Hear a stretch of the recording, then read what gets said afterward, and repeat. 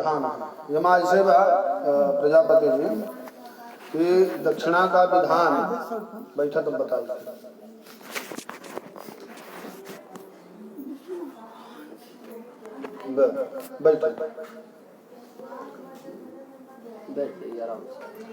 इसमें जो दक्षिणा का विधान है वो इसलिए बनाया गया है कि मान लीजिए गलती से मंत्र में कहीं त्रुटि हो गई, कहीं पूजा में गलती हो गई, तो उस दक्षिणा के माध्यम से वह पूजा की परिपूर्णता होती है। और यज्ञ के पत्नी का नाम है दक्षिणा, और बगैर पत्नी के कोई धर्म नहीं होता। कहा गया है बिना पत्नी कथम धर्म, बिना पत्नी के कोई धर्म नहीं होता। या अगर आप तीर्थ करें या कुछ भी करें, दान पुण्य करें, तो जब तक आप इनके साथ दान नहीं करेंगे उसका फल आपको नहीं मिलेगा। और यज्ञ के पत्नी का नाम है दक्षिणा, और नारायण की पत्नी का नाम क्या है? लक्ष्मी। बोलते हैं लक्ष्मी नारायण की, कोई राधा कृष्ण सीताराम बोलते हैं ना। पहले धर्म ही आता है, और इसीलिए कहा गया है धर्म पत्नी। धर्मपति कहीं नहीं है कि धर्मपति कहीं नहीं बोला गया है, खाली धर्म पत्नी ही बोला गया है। ठीक है, चलिए हाथ में फूल लीजिए। सभी देवी देवताओं से प्रार्थना करना है कि प्रभु हमसे मन से, वचन से, वाणी से, क्रिया में किसी भी प्रकार की गलती हुई हो उसे क्षमा करते हुए हमारे घर परिवार में सुख समृद्धि प्रदान करें, ऐसा हमको आशीर्वाद दीजिए। ओम हरि ओम नमो नारायणाय नमो नमः। ओम हरि ओम ओम ओम विघ्नेश्वर। ओम हरि ओम नमो नमस्ते स्फटिक प्रभाय सुश्वेतहाराय सुमंगलाय सुपापहत्ताय जपापनाय जलाधिनाथाय नमो नमस्ते। ब्रह्मा मुरारेति पुरान्तकारे भानुपते भूमिपतो बुधस्य गुरुस्य शुक्रः शनिराहु केतवः सर्वे ग्रहाः शान्तिकरा भवन्तु।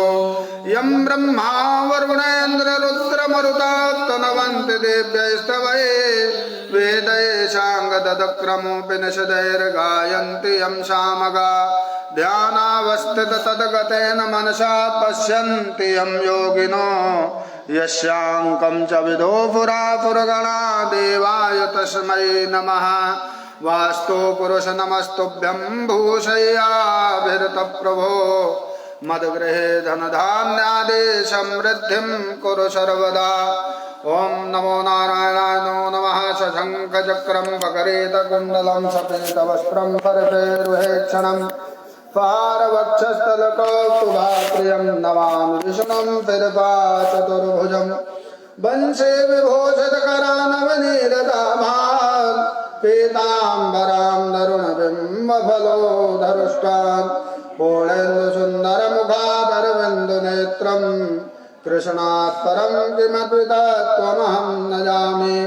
जय जय श्री राधारमण, जय जय नवल किशोर, जय गोपीचित चोर प्रभु, जय जय माखन चोर।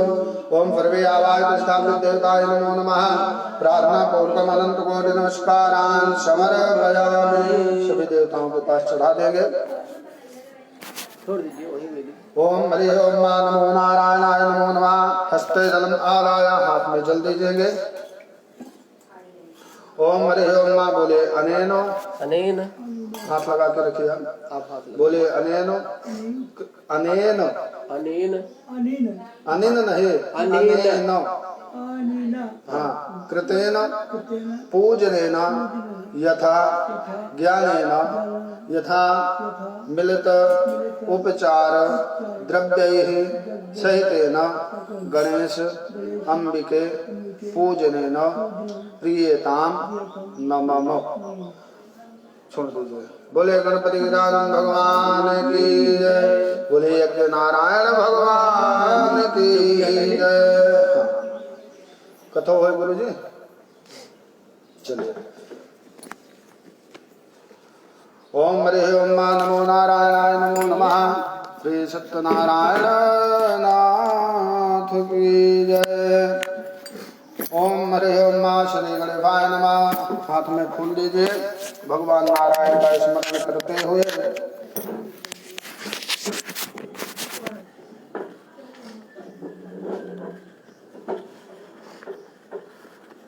भगवान नारायण का ध्यान करेंगे। पहले ओम हरि ओम मा फफंग चक्रम फकरेतु कुंडलम फपेत वस्त्रम फरफेरुहे क्षणम फहार वक्षस्थलको तुवा प्रियम नमामि विष्णुम फिरका चतुर्भुजम। श्री गणेशाय नमः। तद् व्यापवाचा एकदा नैमिषारण्ये ऋषया पौनकादया प्राप्रक्षुर्मुनिया पर्वे पोतं पौराणिकं खलु।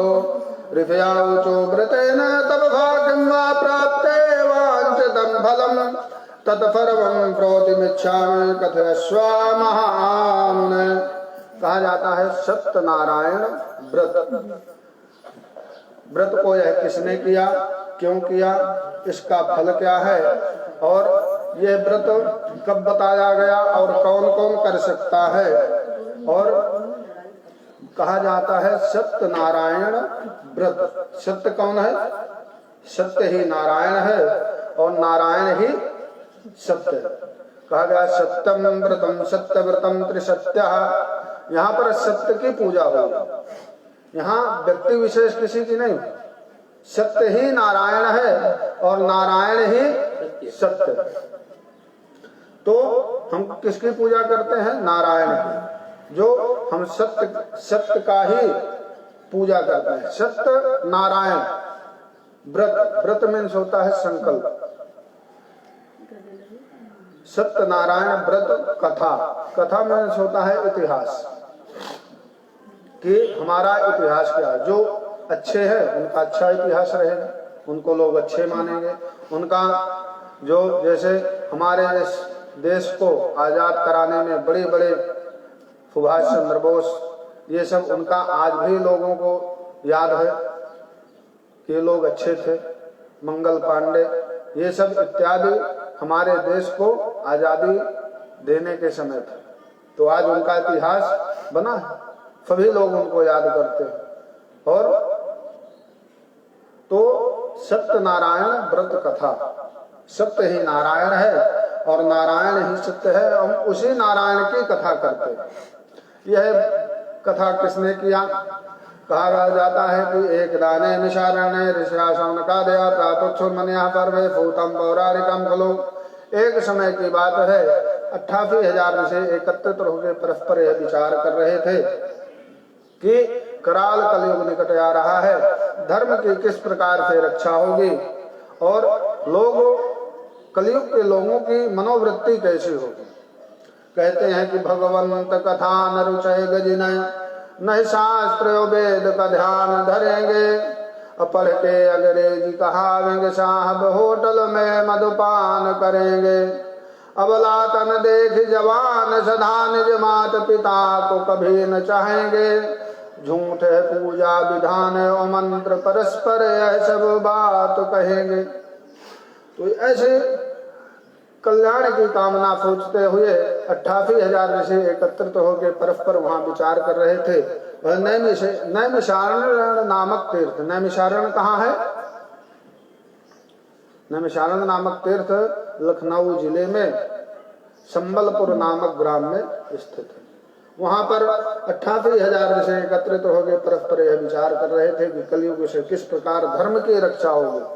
क्योंकि जिस दिन पृथ्वी से धर्म का लोप हो जाएगा उस दिन यह पृथ्वी का ही अंत हो जाएगा। धर्म के कितने पैर हैं? 4। कौन कौन से पैर थे? पहला था जप, दूसरा था तप, तीसरा था स्वाध्याय, चौथा था दान। तो कलयुग में खाली एक ही पैर बचा है। 3 पैर टूट चुके। ना कोई जप करता, ना कोई तपस्या करता, ना कोई कुछ भी करता। खाली दान, जो हम दान करते हैं उसी से इस पृथ्वी का भार टिका हुआ है। क्योंकि अभी धर्म है। और जिसे कहा गया है कि जो प्रतिपालय वह नरेशु, जहां बसे तहां सुंदर देशु। जिस देश के में नदी ना हो वह देश श्रीहीन होता है। श्रीहीन का मतलब धन से हीन होता है।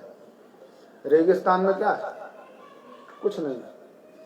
तो उसी तरह उसी देश में निवास करना चाहिए जहाँ का राजा धर्मज्ञ हो और वह लोगों को हमेशा कल्याण करे, ऐसा सोचकर वहां पर हरि गुणगान करते हुए नारद जी आते हैं।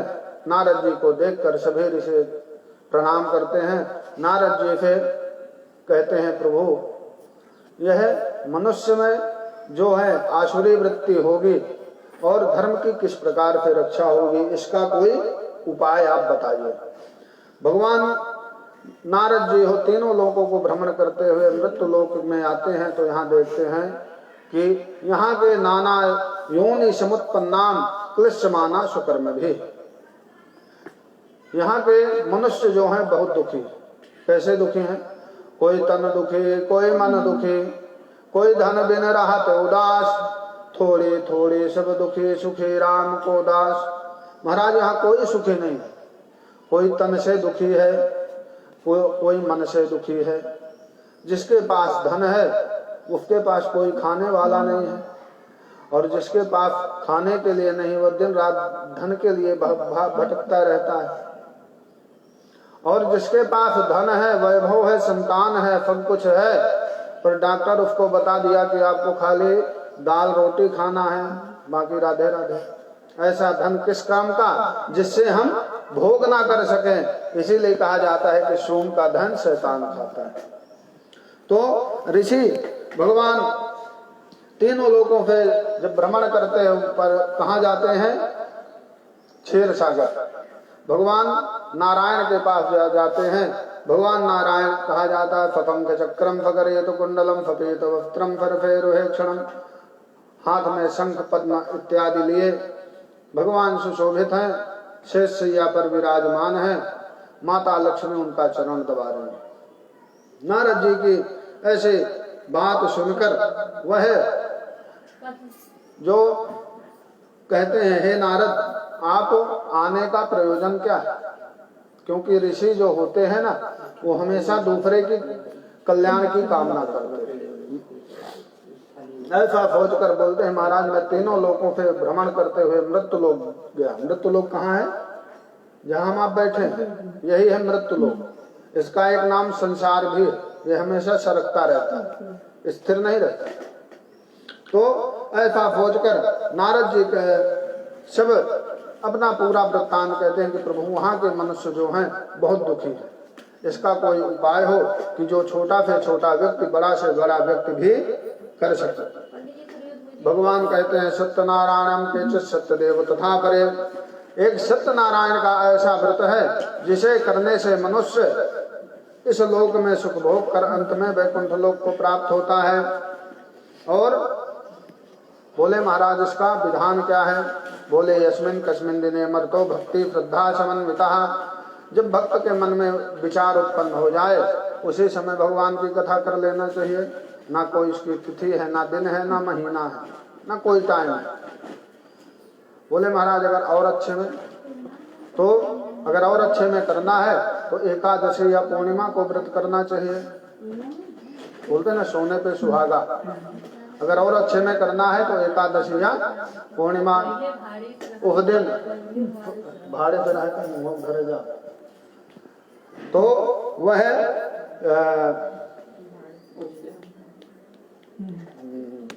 भगवान नारायण के सत्यनारायण का व्रत करना चाहिए। और हो सके तो उस दिन सत्य का पालन करना चाहिए, क्योंकि आप कथा किसकी सुन रहे हो? सत्यनारायण की, ना कि झूठ नारायण की। उस दिन सत्य का पालन करना चाहिए। बंधु बांधवों के सहित, अपने परिवार परिजनों के सहित भंडारा इत्यादि करके यथाशक्ति जो भी हो वह भंडारा इत्यादि सभी को भोजन इत्यादि प्रसाद ग्रहण करा के कीर्तन करना चाहिए, जागरण करना चाहिए, हरि नाम का कीर्तन करना चाहिए। तब नारद जी कहते हैं दूसरे अध्याय की कथा में, वह नारद जी स्कंद मार्कंडे पुराणे रेवा खंडे श्री सत्यनारायण प्रथायाम प्रथमोत्सवा। बोले वृंदावन बिहारी लाल की जय, बोले लक्ष्मी नारायण भगवान की जय।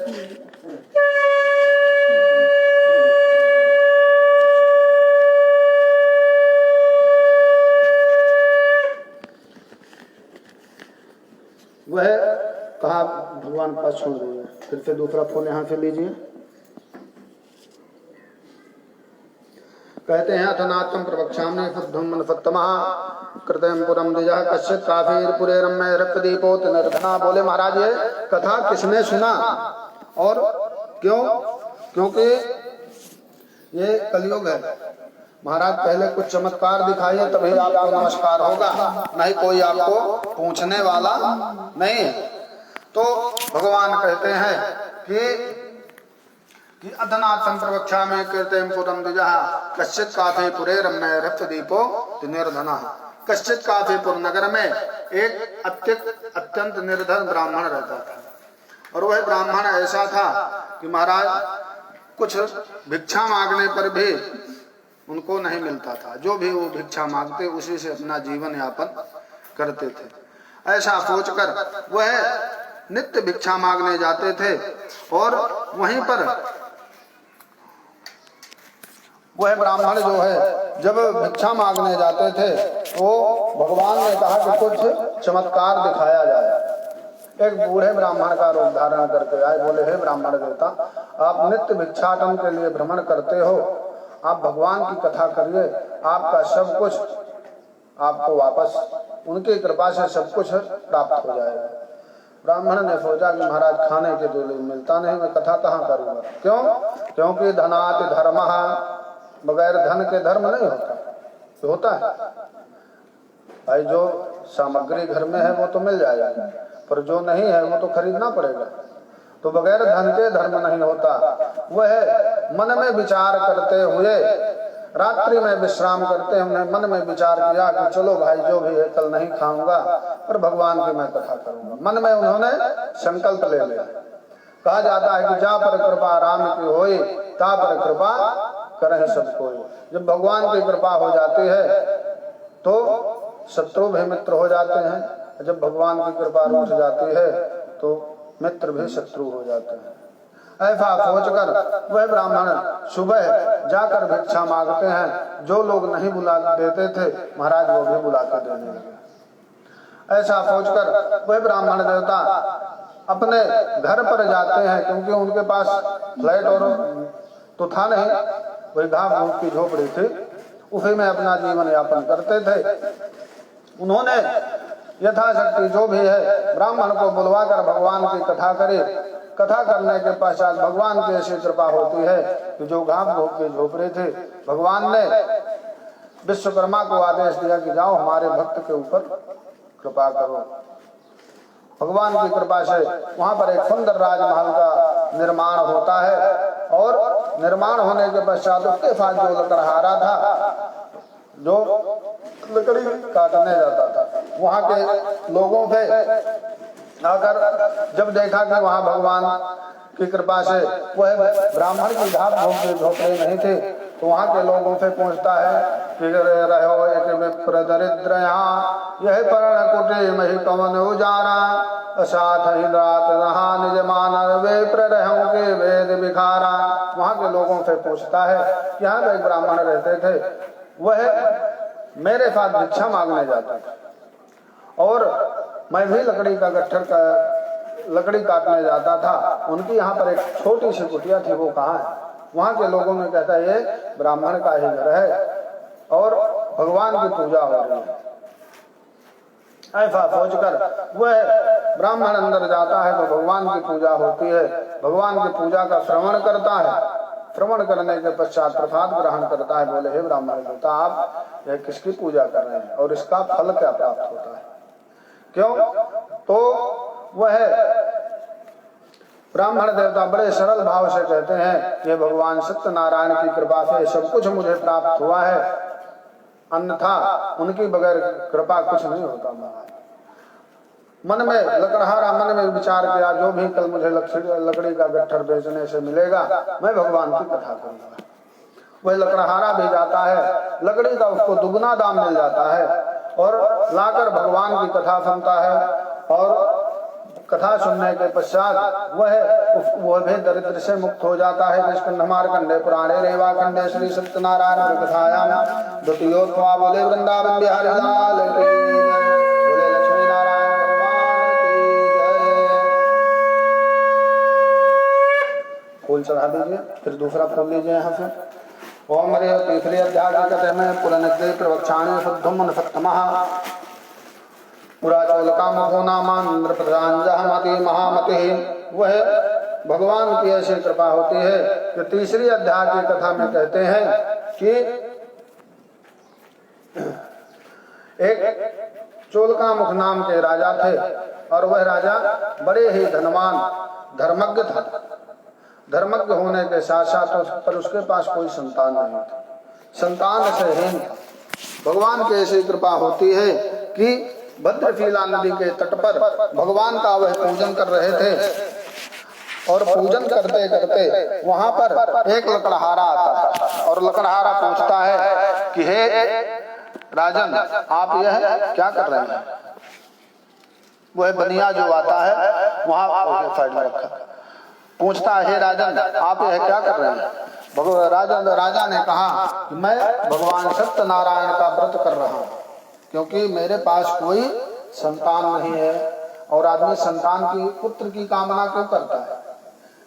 पर इसलिए करता है कि हमारे बाद हमारा यश वैभव कौन देखेगा, और पिता के मुक्ति पुत्र के माध्यम से ही होती है। इसलिए जो पिंडदान इत्यादि कर्म किया करते हैं वह बगैर पिता के पुत्र के पिता की मुक्ति नहीं होती। इसलिए हम आप कामना करते हैं कि एक पुत्र हो जाए। आज के डेट में सबसे अच्छी कन्या होती है। कहा गया है धर्म पत्नी, बोलते हैं ना धर्म पत्नी, धर्मपति कहीं नहीं लिखा है कि धर्मपति। धर्म पत्नी का ही विधान बनाया गया। क्यों? क्योंकि वो अपने कुल को, अपने गोत्र को, अपने धर्म को छोड़ कर आती है, आपके कुल को अपनाती है, आपके धर्म को अपनाती है, आपके गोत्र को अपनाती है। तो जो महाराज दूसरे का कल्याण करे वो सबसे बड़ा महान वही होता है। इसीलिए कहा गया है धर्म पत्नी। पत्नी का दर्जा जो है पहला दिया गया है। क्यों? क्योंकि अगर विद्या चाहिए तो सरस्वती जी से लेना पड़ता है, धन चाहिए माता लक्ष्मी के पास जाना पड़ता है, और बल चाहिए तो माँ काली के पास जाना पड़ता है। हमारे आपके पास कुछ नहीं है, तो इन्हीं के पास सब कुछ हो तो है। इसीलिए कहा गया है कि हमारे हिंदू सनातन धर्म में पत्नी को या कन्या को देवी का रूप मानते हैं, क्योंकि वो कल्याणमयी है। उसी से पूरी सृष्टि की रचना है। वह राजा जो है मन में विचार करते हुए पूजा करते हैं, और वह बनिया जो है उसके पास भी कोई संतान नहीं थी। उसने मन में संकल्प किया कि भगवान अगर मेरे भी एक संतान हो जाए तो मैं भगवान की कथा करूंगा। ऐसा सोचकर वह अपने नगर से निकल जाता है, अपने नगर में जाता है, और पूरा वृत्तांत किससे कहता है? अपनी पत्नी से। पत्नी का क्या नाम था? लीलावती। पत्नी लीलावती प्राह पत्नी साधुर्पत्तमः एतद् भार्या लीलावती सती। महाराज संकल्प होने के पश्चात प्रभु की ऐसी कृपा होती है कि 10वें महीने एक सुंदर कन्या का जन्म होता है, और जिसका नाम रखा जाता है कलावती।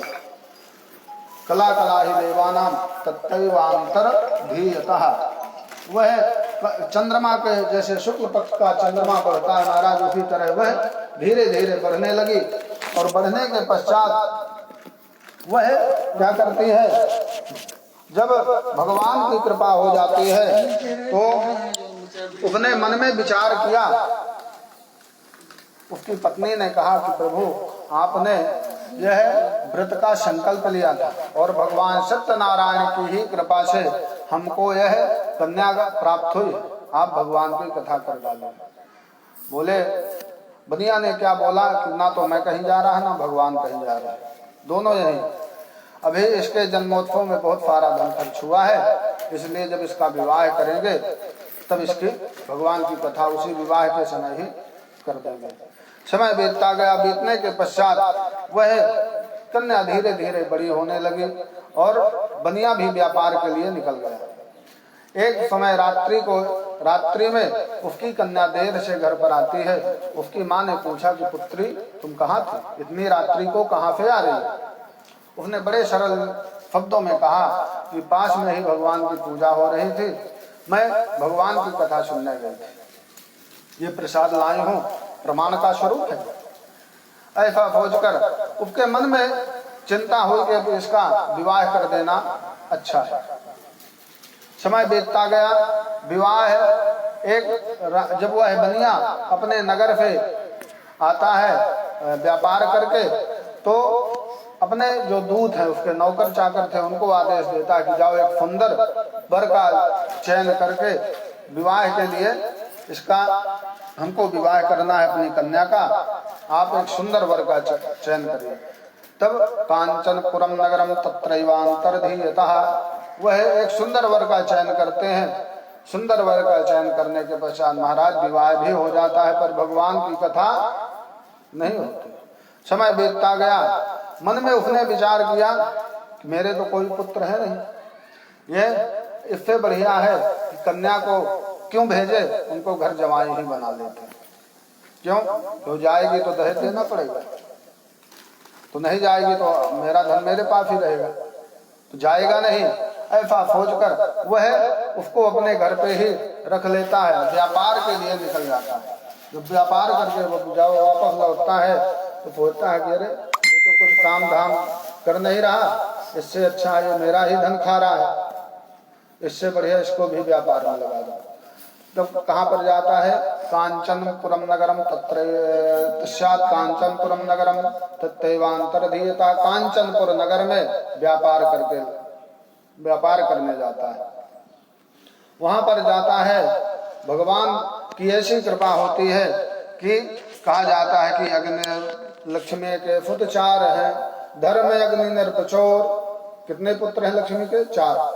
पहला धर्म है, दूसरा नृप जो हम कोर्ट कचहरी में दे देते हैं, नृप मीन्स राजा, और अग्नि कहीं कहीं देखिए शॉर्ट सर्किट से आ जाते हैं, तो अग्नि और चोर कौन है?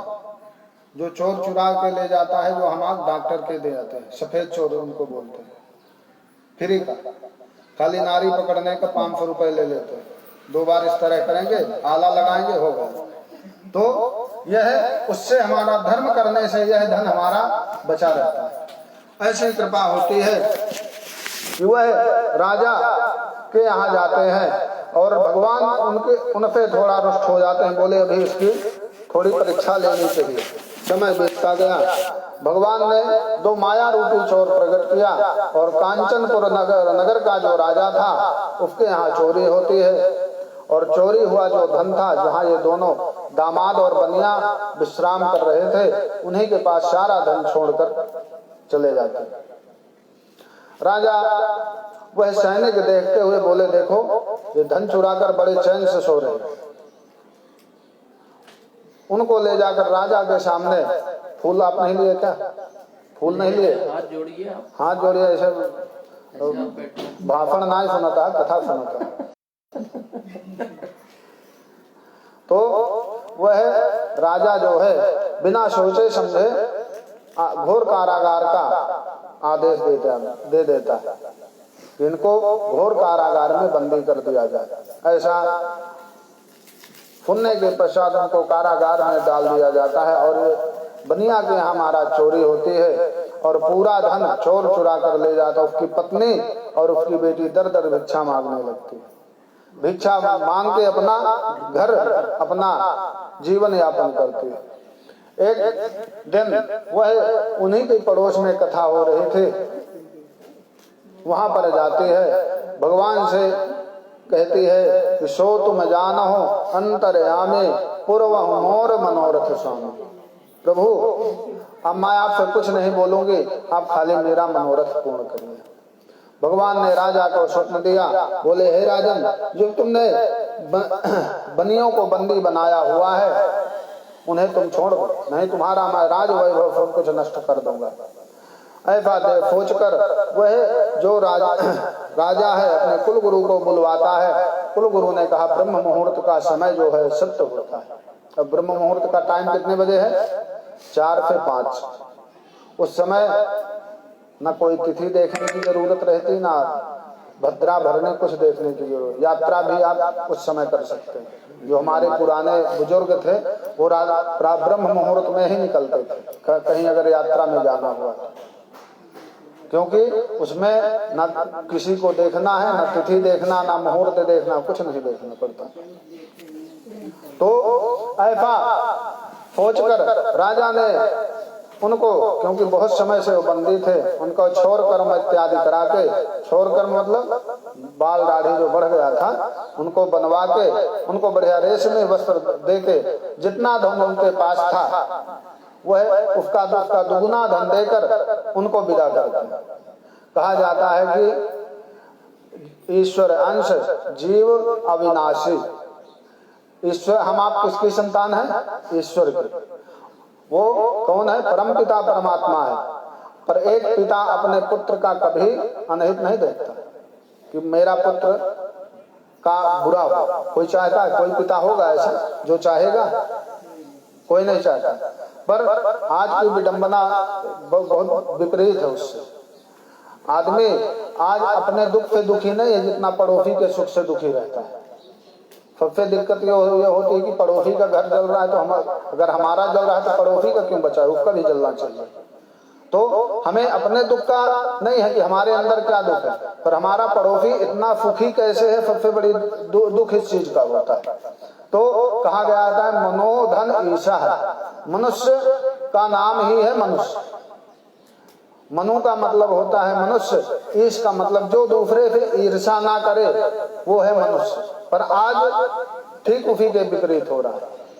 भाई भाई से ईर्षा करता है, मित्र मित्र से ईर्षा करता है, हम आप दूसरे ईर्षा करते हैं। और सबसे विषैला जीव कौन सा है धरती पर? प्रजापति में सबसे विषैला जीव कौन है धरती में? सबसे विषैला जीव कौन है? मनुष्य। मनुष्य से विषैला कोई नहीं होता। सबसे विषैला जीव कलयुग में मनुष्य। ऐसा देखकर वह राजा जो है उनको विदा करता है। भगवान ने सोचा कि चलो देखूं अभी इसके मन का पाप गया कि अभी उसी तरह है। वहां से निकलते हैं और कहां पर आते हैं? नदी के किनारे। यथे स्कंदमार्कंडे पुराणे रेवा खंडे श्री सत्यनारायण व्रतायाम चतुर्थो तृतीयोत्वा। बोले वृंदावन बिहारी लाल की जय। बोले लक्ष्मी नारायण भगवान की जय। चलिए छोड़िए, भगवान पास चढ़ा दीजिए।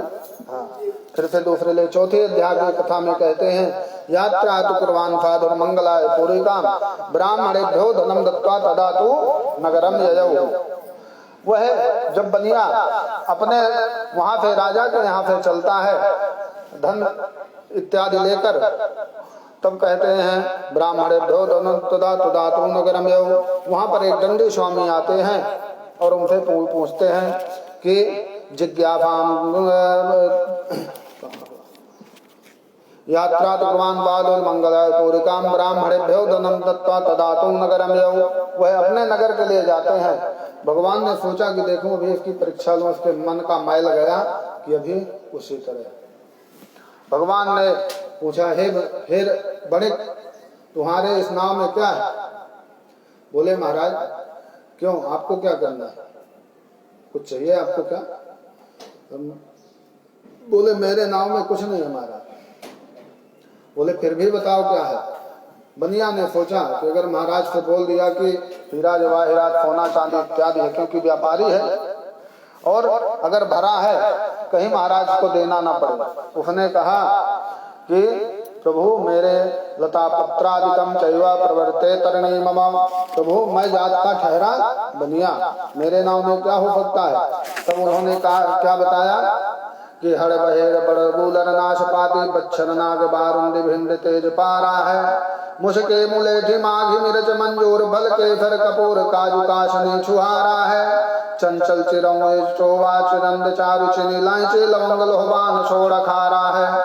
तेज पात धनिया सौंफ जीरा काली मिर्च और हींग हल्दी आदि गरम मसाला है। शालीमार सुरती शहर बनारस की कत्था कानपुर श्वेत कटनी का काला है। जावखार जहर मार जावित्री जाफरान सिंधिया सुगाल शोठ अलवाल आला है शहद सफेद शिव साधर सेधा नमक गारी गरी केर गोल बड़ा कलकत्ता वाला है। महाराज मैं जात का ठहरा बनिया, मेरे नाव में यही सही यही है, इसके अलावा कुछ नहीं है। भगवान ने दो शब्द और जोड़ दिया, बोले सत्यम भवतु ते वचः, हे बणिक तुम्हारा कहना सत्य हो। जब वह ऐसा सोचकर वह स्नान इत्यादि निवृत्त होकर वापस लौटता है तो क्या देखता कि जो नाव दबी थी वो महाराज हल्की हो गई। वह अंदर जाकर अपना सामान खोल के देखता है तो उसने जो जो बताया था वही वही उसमें भगवान की माया सब वहां से गायब हो गया। उसने जो जो बताया था वही उसको प्राप्त होता है। इसीलिए कहा गया है कि जो आप मांगोगे वही पाओगे। तो वह तत्कादम धृष्टाचानंदिनम भक्ता नत्वम प्रोवाच शारदम, वहां मूर्छित होकर गिर पड़ता है और उसकी जो दामाद था वह उसको पूरी सृष्टि उसकी मालूम थी, किसने शुरू से क्या अभी तक 1 रुपए का दान नहीं किया, ना तो ये कहीं कथा सुना, भगवान को खाली बुद्धू बना रहा है। ऐसा सोचकर वह दामाद जो है उन दंडी स्वामी के शरण में जाता है, कहता है प्रभु मैं अज्ञानी मूढ़ को विचार, प्रभु मैं अज्ञानी हूँ और मूर्ख हूँ, मैं कुछ नहीं जानता। कह गया कि प्रणत पाल रघुनायक करुणा सिंधु खरार, गए शरण प्रभु राखी है सब अपराध विशाल। इनके शरण में जाने से आप कितना भी अपराध करो, अगर एक बार आप इनकी शरण में चले गए तो महाराज आपका कल्याण हो जाएगा। भगवान कहते हैं कि जो तू आए एक पग मैं आऊं पग 60। भगवान को आप खाली स्मरण करिए, भाव से युक्त से करिए, भगवान मिलेंगे। पर हमारे अंदर भी बहुत कमी है। कमी क्या है कि हमारे अंदर भी 4 शत्रु विराजमान हमेशा रहते हैं। कौन कौन से शत्रु? काम क्रोध सबलोभ नाग नरक के पंथ, ये सब नरकगामी बनाते हैं। क्योंकि हमारे अंदर ईर्ष्या भरी है, तृष्णा भरी है, लालच भरा है, द्वेष भरा है। जब हमारे अंदर से ये सब निकल जाएगा उस दिन परमात्मा का मिलन है। आत्मा में परमात्मा का निवास होता है। ये कहना बहुत सरल है पर सिद्ध करना उतना ही कठिन है। ऐसा सोचकर वह जो भगवान है वह राजा जो बनिया है वह फिर उसी तरह उत्पन्न माया मोहिता सर्वे ब्रह्मा शस्त्राद वासकम। फिर भी उसने कहा कि बोले हे बनिया तुम्हें क्या चाहिए? बोले मुझे महाराज कुछ नहीं चाहिए, मेरा धन वापस कर दो और मुझे कुछ नहीं चाहिए। मुझे धन ही बोले कुछ नहीं है, धन के अलावा उसको कुछ नहीं चाहिए। भगवान उसको पुनः सब कुछ देते हैं और वह अपने नगर को जाता है। नगर को जाता है तो अपने दूत को भेजकर कहता है कि जाओ आप समाचार दे दो। और समाचार वहां पर उसकी पत्नी और बेटी भगवान की कथा कर रहे थे, उन्हीं की कृपा से वो छूटे हैं जेल से। वह जाता है और अपने उसका जो सेवक है वह जाता है, बोलता है कि सेठ जी आ रहे हैं, उनकी आप आरती की तैयारी करिए। तो उसकी जो पत्नी है कौन, लीलावती, वह बेटी से कहती है कि बेटी तुम कथा समाप्त करके संपूर्ण करके आओ, मैं पति दर्शन के लिए जा रहा हूँ। बेटी ने सोचा कि जब माँ गई है तो मैं क्यों नहीं जाऊँ। पंडित जी को बोलते पंडित जी फटाफट शॉर्टकट में मारिए, मुझे जाना है। अब वह प्रसाद भी ग्रहण नहीं की और वह पति दर्शन के लिए चली गई। भगवान की ऐसी लीला होती है कि उसका पति जो है अंतर ध्यान हो जाता है। जब अपने पति को नहीं पाती तो स्वयं को सती होने के लिए तत्पर हो जाती है। तभी आकाशवाणी होती कि तुमने प्रसाद नहीं ग्रहण किया, भगवान का अपमान किया है, इसी से सब कुछ तुम्हें दुख झेलना पड़ रहा है। और भगवान की ऐसी कृपा होती है कि वह आकाशवाणी जब होती है तो वह उसकी जो पत्नी है कलावती वह जाती है, प्रसाद ग्रहण करती है, अपने पति दर्शन पाती है। और उस दिन से उसने मन में संकल्प कर लिया कि मैं हर एक पूर्णिमा को भगवान की कथा करूंगा। इति स्कंदमार्कंडे पुराणे रेवाखंडे श्री सत्यनारायण वृद्धायाम चतुर्थोत्सव। बोले वृंदावन बिहारी लाल की जय, बोले लक्ष्मी नारायण भगवान की जय।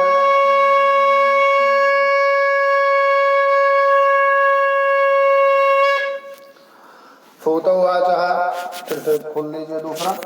श्रोतवाच पुरंदग्रे प्रवक्षामने फुद्धम मनफत्तमः आफित तुंगध्वजो राजा प्रजापालन तत्परः। 5वीं अध्याय की कथा में सूत जी कहते हैं कि एक आचित तुंगध्वन नाम का राजा था। वह अपनी प्रजा को पुत्र के समान पालन पोषण करने में हमेशा तत्पर रहता था। जैसा एक पिता अपने पुत्र का पालन पोषण करता है, उसी तरह वह अपनी प्रजा को पालन पोषण करता था। कहा गया है यथा राजा तथा प्रजा, क्योंकि राजा का दंड प्रजा को भुगतना पड़ता है। एक कहावत है ना अपने यहाँ कि बाढ़ पूत पिता के धर्म में और खेती उपजे अपने कर्म में। पुत्र की वृद्धि अपने पिता के पूर्ण कर्म से होती है। अगर उसी तरह, क्योंकि राजा जो पिता है, राजा को पिता का दर्जा दिया है, वो भी प्रजापालक है, तो वह राजा जो है प्रजा को हमेशा पालन पोषण करने में हमेशा तत्पर रहता था। पर भगवान को प्रसाद त्याग देने के कारण महान दुख को प्राप्त होता है। कैसे? एक बार वह राजा अपने नगर से शिकार करने के लिए जाता है और शिकार करके जब वापस लौटता है तो क्या देखता है कि एक बट वृक्ष होते हैं, बरगद, बट वृक्ष के नीचे भगवान के, उसी नगर के गोपाल भगवान सत्यनारायण स्वामी का पूजन कर रहे थे।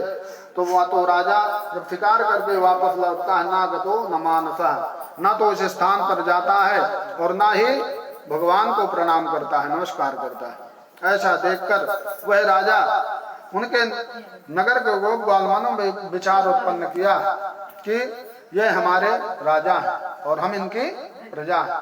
अगर ये हमारा बहुत बड़ा सौभाग्य है कि हम हमारे यहाँ पर आए हैं। अगर कोई विशेष व्यक्ति आ जाए, पूजनीय व्यक्ति, तो हमारे हिंदू सनातन धर्म में का उसको देवता का दर्जा दिया जाता है। अतिथि देवो भवः, जिसके आने की कोई तिथि ना हो